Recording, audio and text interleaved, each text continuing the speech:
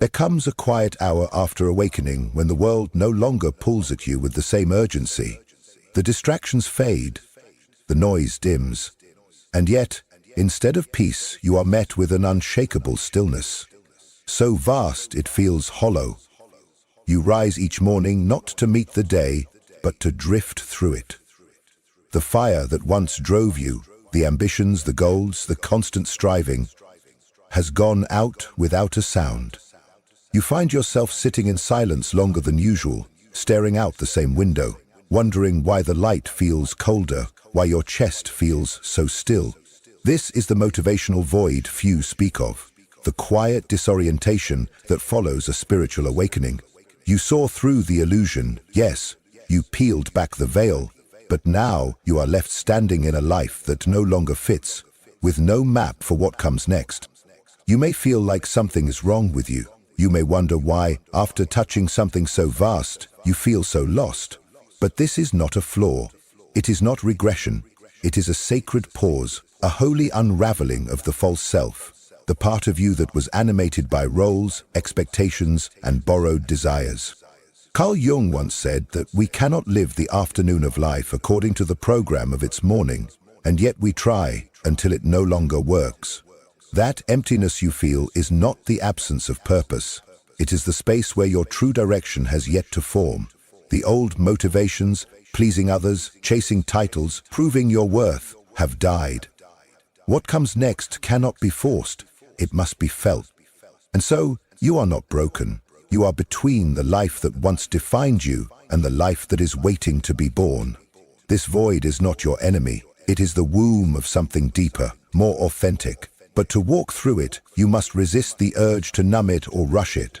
You must learn to listen to the silence inside you, like it's speaking in a language older than words. Because beneath the stillness, a new voice is waiting to rise. Not loud, not urgent, but real.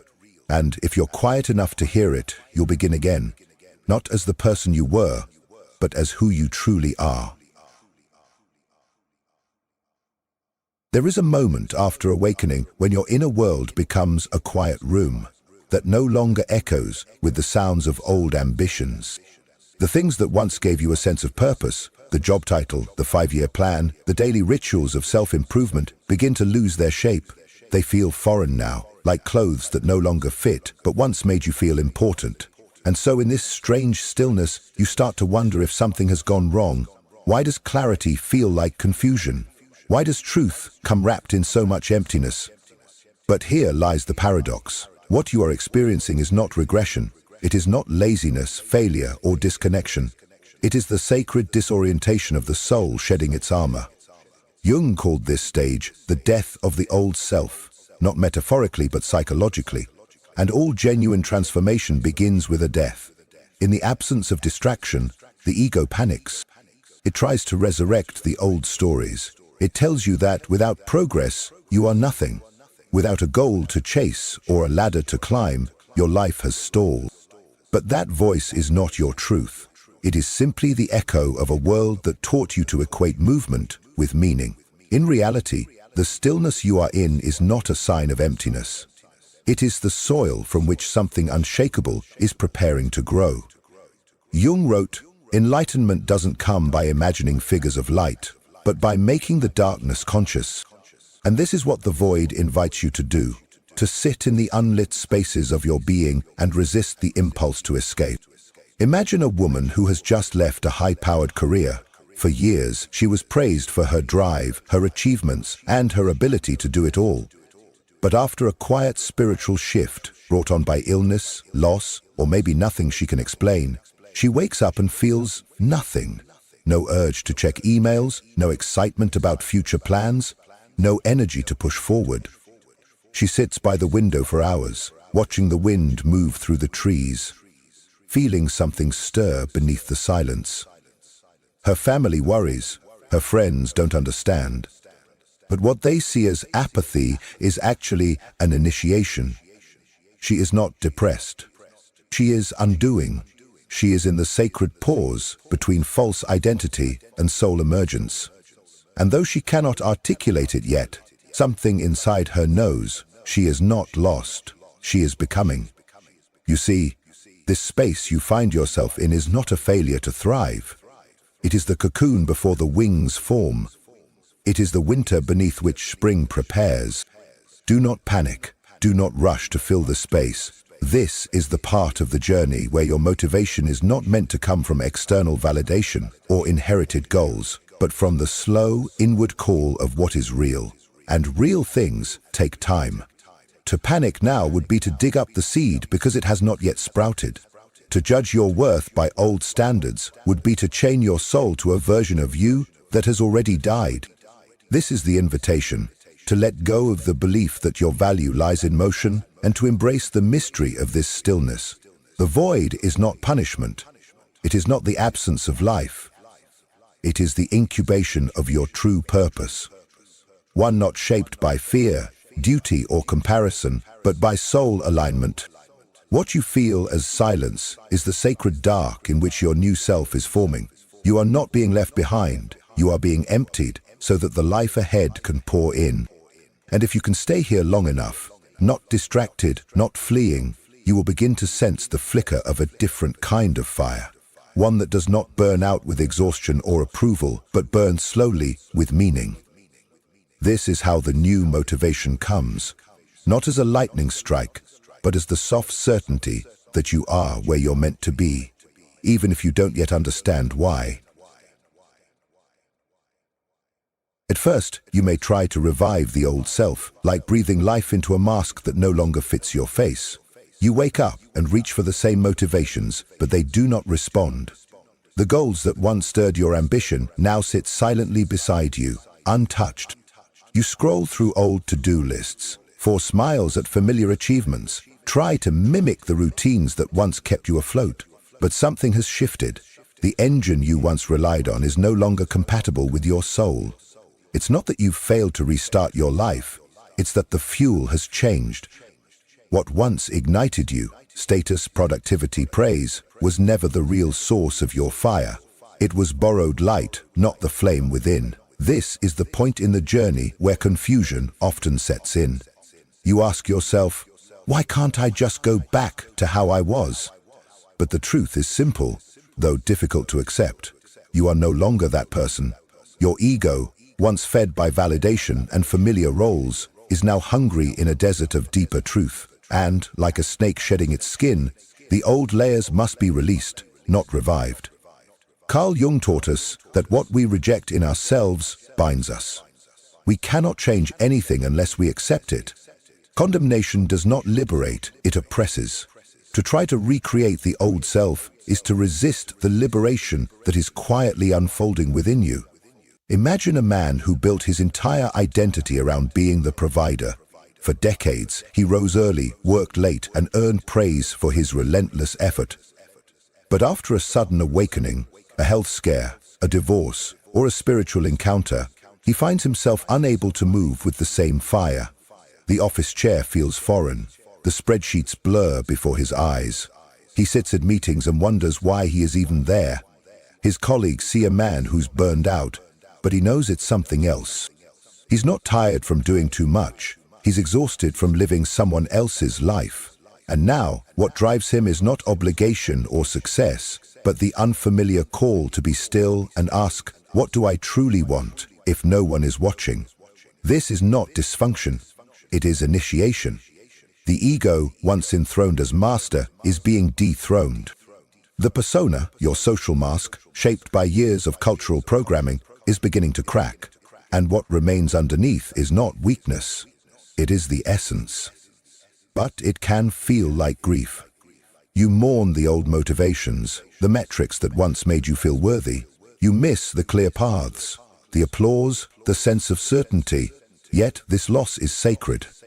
It is not the collapse of your life. It is the beginning of your life lived from truth. What you thought was ambition was often adaptation. What you thought was drive was often defense. And now that you are no longer willing to betray yourself for approval, the emptiness you feel is not failure, it is space. There is a still, quiet dignity in this space, a moment where the soul waits for you to stop performing long enough to hear its voice, and when it speaks, it will not scream. It will not demand. It will not promise fame, admiration, or perfection. It will whisper what has always been true. You are not here to be admired. You are here to be real. And being real does not always look productive. Sometimes it looks like rest, like confusion, like emptiness, like sitting in a room and feeling every part of your identity dissolve. But this is where the real power begins. When you stop trying to restart the old life, you make room for something authentic to arise, something not born from fear or comparison, but from your own lived truth. The ego may panic in this space. It may beg you to return to the roles it once mastered. But if you can remain in the unknown, a deeper energy begins to emerge, one rooted not in how the world sees you, but in how your soul longs to live. And so, the question is no longer, how do I get back to the old me? But, who am I now that the masks have fallen? This is the edge of transformation. This is where your new fire begins to burn, not for applause, but for aliveness. After the old ego has fallen silent and the familiar motivations fade like echoes in a forgotten room, the most instinctive response is to panic. We feel the urgency to do, to fix, to figure out what comes next. But what if the way through isn't effort, but listening? Not the kind of listening we perform in conversation, but the deep, still attunement to what lives inside us. This is where many people get lost. They rush to replace the lost identity with a new one. They jump into projects, set goals, and fill up calendars. But beneath the noise, the silence of the soul waits. Not to be conquered, but to be heard. Carl Jung once wrote, "Your vision will become clear only when you look into your heart. Who looks outside dreams. Who looks inside awakens." In the aftermath of awakening, your outer world loses shape. But your inner world is beginning to form a new language, a softer, more symbolic one. It doesn't speak in commands or deadlines. It doesn't shout, it whispers. That whisper may come as a strange pull towards something you don't understand yet, a desire to walk a certain path, a line in a book that lingers, a melody that moves something in you before your mind can explain it. There is a woman who spent most of her life striving. She climbed corporate ladders, raised children, and organized everything, because that's what she was taught strength looked like. But after a spiritual awakening in the quiet grief of her divorce, she no longer wanted to play any roles. The ambition was gone. Her days felt hollow, not because she lacked opportunity, but because none of it felt true anymore. At first, she blamed herself, called it laziness, depression, failure. But one morning she sat in her garden just to be still. No phone, no agenda. Just the rustling of leaves and the morning light. And in that silence, a single thought arrived. Not loud, not grand. Paint. She hadn't held a brush in decades, but something in her body leaned forward, as if recognizing home. That moment didn't come from a productivity book. It came from the self, calling her back, not to success, but to soul. The way through the void is not paved by trying harder. It is revealed through surrender.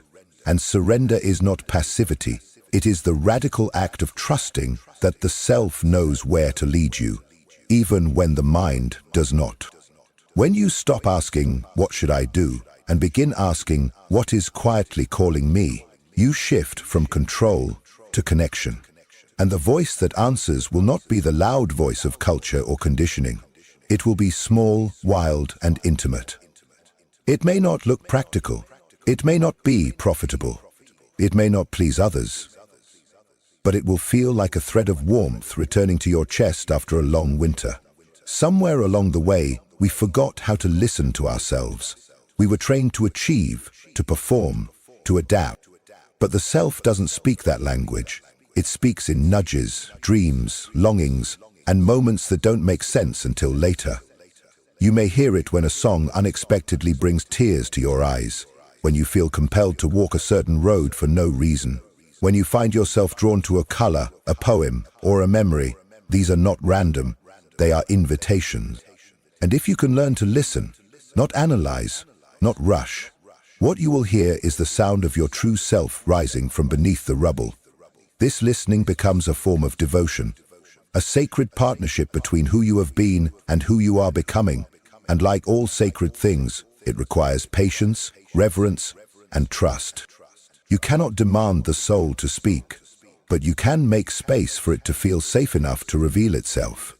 That space may be a quiet walk, a journal in the early hours, or a single candle lit in the dark.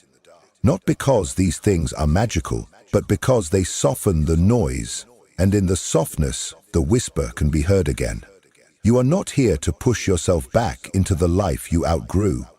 You are here to be guided by something more ancient and alive within you.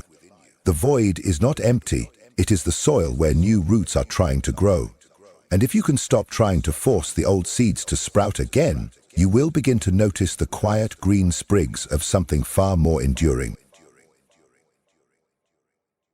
Once the whisper of your soul begins to stir, the temptation is to leap, to find the next big thing, to fill the void quickly, to reinvent your entire life overnight. But true transformation does not arrive in grand gestures.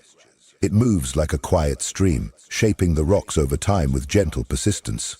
After a spiritual awakening, your system is still tender. What you need now is not more pressure, but softer alignment. This is where many falter. They believe they must redesign everything instantly. But your task is far more sacred and far more subtle. You are not here to push. You are here to listen and respond, gently, honestly, and soulfully. Carl Jung taught that in all chaos there is a cosmos, in all disorder, a secret order. This applies not only to the world outside you, but also to the internal unraveling you feel right now. What looks like confusion is often the emergence of a deeper truth. What feels like stillness is a hidden current redirecting your path. So, rather than sprinting toward a future you cannot yet see, try leaning into the present moment in small but deliberate ways. Let your life become a canvas for soul-aligned gestures, not performative routines. These small rituals become bridges between the old and the new, between the persona and the self. There is a man in his late 40s who once built his entire identity around hustle. His worth was tied to productivity, deadlines, and outward success. But after a health scare and a year of emotional unraveling, he could no longer find meaning in the grind.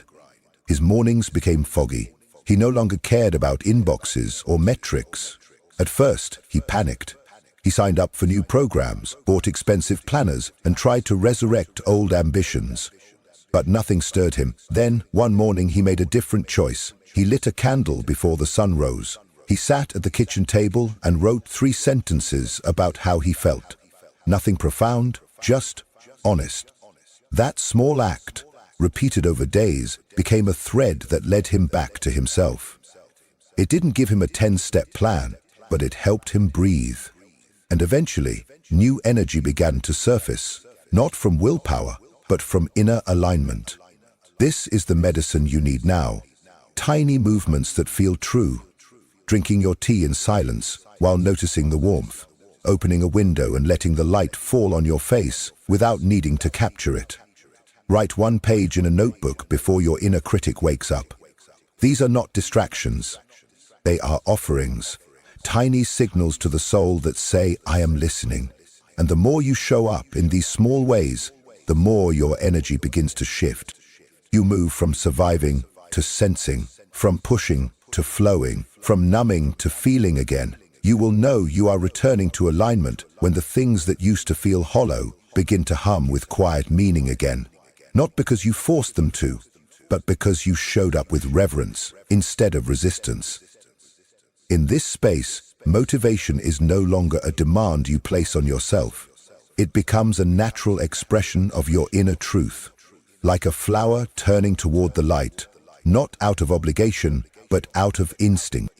The ego will always want a checklist. It will ask, is this enough? Am I doing it right? But the soul speaks in presence, not performance. And when you begin to live from this place, even washing the dishes or walking around the block can feel sacred. Because you're no longer doing for approval, you're moving in rhythm with who you really are. This is the great shift Jung alluded to when he spoke of individuation, becoming who you truly are by allowing the parts of you that were once silent to finally speak. So let this be your turning point.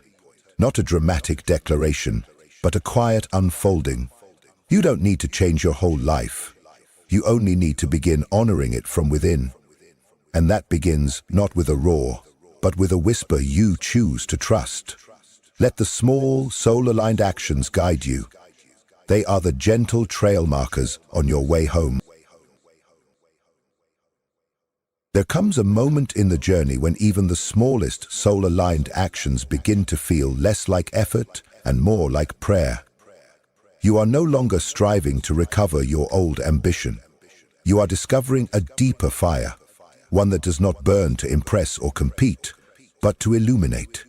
This is where the shift occurs.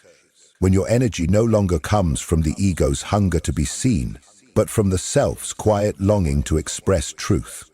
And yet, for many, this stage feels confusing, because the old idea of success no longer motivates you. The praise, the promotions, the applause that once fueled your momentum now feel distant, even hollow. You may wonder, if I don't need to prove anything anymore, will I lose my edge? But Carl Jung would suggest you are not losing your edge. You are sharpening your soul. He reminded us that the privilege of a lifetime is to become who you truly are. In this light, ambition is not discarded. It is alchemized. It becomes devotion, a kind of sacred discipline that arises not out of fear of falling behind, but out of love for what wants to come through you. This is the point where what you do and who you are begin to unify. You no longer work to prove your worth. You work because your soul is restless with untold beauty, with truths too large to be held inside. Your energy becomes more potent, not because you're pushing harder, but because every act is aligned. There is a story of a man who once built skyscrapers with the precision of his will. He was known for his relentless drive, but after his wife's death and the silence that followed, he found himself unable to return to the work that once consumed him. Months passed. He wandered through parks, bookstores, and memories. He began to sketch in the margins of old journals. Small shapes, unformed visions. At first, he dismissed them, but they kept arriving. One day he picked up his tools again, but not to meet a deadline. He began to carve slowly from a piece of driftwood he found on a walk. What emerged was not a project, but a presence, a sculpture that held the shape of his grief and the grace that came with it. He wasn't creating for prestige anymore.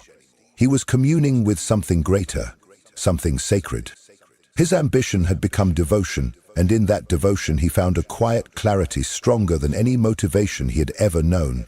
When we act from this place, we no longer chase goals for identity. We create because we must.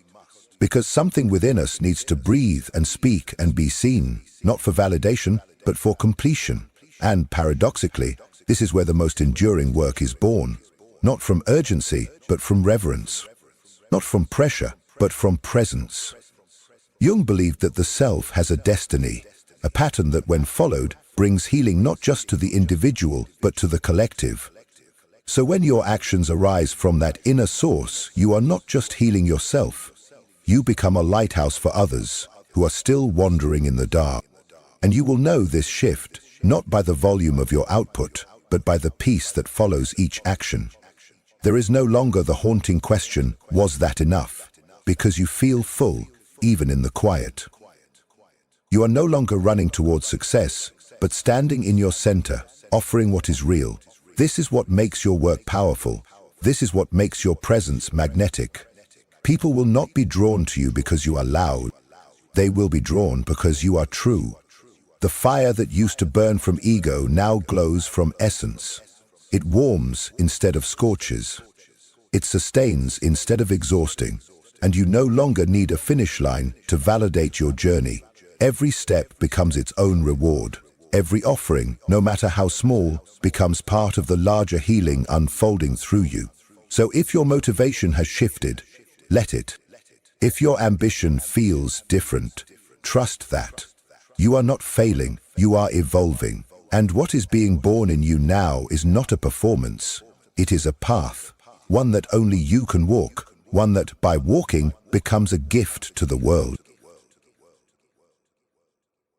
If you are standing in the silence after your awakening, unsure of what to do or who you are becoming, know this. You are not broken. You are not behind. You are in the sacred terrain of becoming. The emptiness you feel is not a void to be filled, but a womb that holds your next self in quiet formation. The life you used to chase no longer fits, because the self that chased it has dissolved. And in this dissolution, you are finally making space for what is real. Carl Jung taught us that individuation is not about arriving at perfection, but about becoming whole, reclaiming the forgotten, the feared, and the unloved parts of yourself and bringing them home. That is what you are doing now, slowly, painfully, beautifully. This journey is not about recreating old rhythms or forcing new ones. It is about attuning to the subtle music that rises from your inner depths. It is learning how to live not by external schedules, but by the soul's tempo. You will begin to feel it in quiet moments, in the way your heart responds to beauty without explanation, in the way your hands reach for the pen, the brush, the garden, the prayer, not because you must, but because something within you whispers yes. This is where true motivation is born. Not in proving, not in chasing, but in listening. What once felt like a collapse was, in truth, a clearing for devotion, for authenticity, for the purpose that cannot be taken away because it does not come from anyone else. And so, if you feel you are in the dark, let the darkness be your teacher. Let it soften you. Let it unravel the lies you once told yourself about success, worth, and identity. Trust that your roots are deepening in ways you cannot yet see, because what is forming in you now is not just a new chapter, it is a new language of being, a language not built on force, but on presence, not on urgency, but on reverence. The day will come when you no longer ask, "What should I do?" but rather, "What wants to come through me now?" And from that question, a quiet knowing will rise. It will not demand applause. It will not beg for recognition. It will simply move you. That is your soul remembering itself. So do not rush the unfolding. Do not fear the silence. Imagine yourself as a seed split open underground, not dead, but preparing. This is not a pause in your life. It is the holy beginning of it. True light, the kind that heals and leads, does not shine because it is forced. It glows because it has surrendered to its source. That source lives in you. Let it speak. Let it shape you. Let it carry you forward, not to where you used to be, but to where you have always belonged. If something within this message stirred you, if even a single word mirrored your inner experience, I invite you to let your voice be heard in the comments. Have you encountered that soul whose presence feels like home? Or are you still walking the sacred path back to yourself? Your story, however unfinished, may become the lantern in someone else's darkness, the very sign they didn't know they were searching for. And if someone close to you is silently struggling with the illusion that love must hurt, that self-abandonment is the price of connection, or that they are unworthy of peace, share this video with them. Help me reach the ones who need to remember. Real love does not demand that we shrink. True connection does not ask for sacrifice of the soul. And the most vital union we will ever form is the one with our own inner truth. Before you go, I invite you to subscribe and activate the notification bell. Here, in this space, we journey beneath the surface of things, exploring the hidden architecture of the psyche, the whispers of the unconscious, and how every relationship is but a mirror reflecting our personal evolution. If there's a theme, a question, or a wound you would like us to explore in future videos, leave it below. This space breathes because of you. Your voice is not only welcome here, it is essential. Thank you for showing up, not just to this video, but to your inner work, to the sacred labor of remembering who you truly are. And always remember this, when the right person appears, your soul will know, not through fear, but through peace. But until that moment, let your most intimate relationship be the one you cultivate within. That is the foundation, that is the home. And from that wholeness, all things real are born. Until next time, I'll see you on the path.